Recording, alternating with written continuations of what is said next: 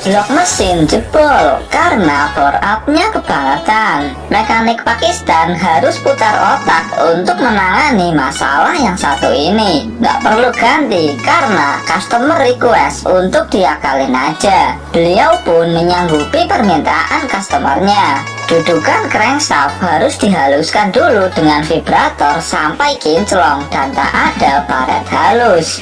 Oli bekas juga dioleskan ke permukaan untuk mengurangi gaya gesek yang terjadi.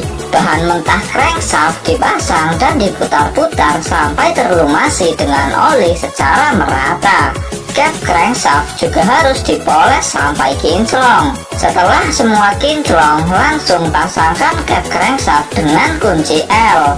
Untuk cap crankshaft yang baret dan berkerak, pemolesan harus dilakukan secara intens. Memasang mentahan crankshaft perlu dilakukan agar proses penambalan tidak mempengaruhi permukaan dudukan crankshaft. Bahkan untuk memindahkan blok mesin, mereka perlu bekerja sama 2 orang. Letakkan kain basah pada crankshaft agar panas dari proses pengelasan tidak merambat terlalu jauh. Stik uranium digunakan untuk menambal blok mesin kali ini. Letakkan juga kulit sapi tahan panas di permukaan crankshaft. Menambal blok mesin jebol bukanlah hal yang mudah. Mereka perlu memastikan dengan baik agar las tidak melebar kemana-mana. Arang diletakkan di sekitar retakan dan dibakar dengan las. Arang ini berfungsi untuk memanaskan dan meningkatkan suhu blok mesin agar las-lasan dapat menempel dengan sempurna.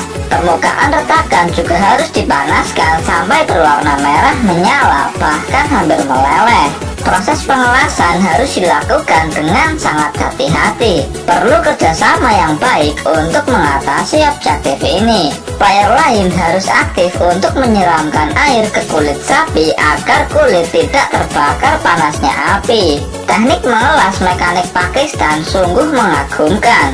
Lihatlah bagaimana mereka mengatasi hal sulit seperti ini. Kerjasama tim mereka benar-benar kompak. Peralatan seadanya bukanlah batasan bagi mereka.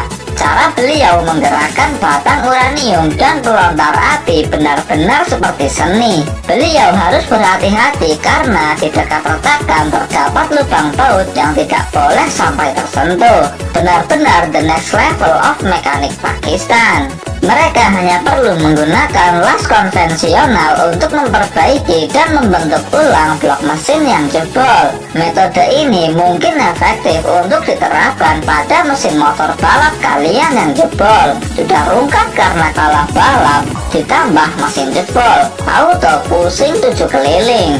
Daripada beli blok baru, mending tambal aja ke Pakistan. Hasilnya sangat rapi dan sama persis dengan bentuk blok mesin aslinya. The real suhunya suhu. Hasil las-lasan yang masih berantakan harus dirapikan dan dihaluskan dengan gerinda amplas. Tak perlu kalian khusus dalam proses ini, cukup mengaktifkan skill pasif aja agar pengamplasan tidak over dan menimbulkan cekungan pada permukaan blok mesin yang akan mengakibatkan turunnya performa mesin. Setelah rapi, crankshaft harus dibongkar lagi karena tugasnya telah usai dan misinya berhasil terselesaikan dengan baik. Berat blok mesin bisa mencapai ratusan kilogram. Memindahkannya saja perlu digotong 2 orang. Cetakan dudukan baut blok mesin digunakan untuk acuan saat membuat lubang baut baru. Memasangnya harus benar-benar presisi. Melenceng 1 mili saja bisa panjang urusannya. Paku besi digunakan untuk membuat titik acuan.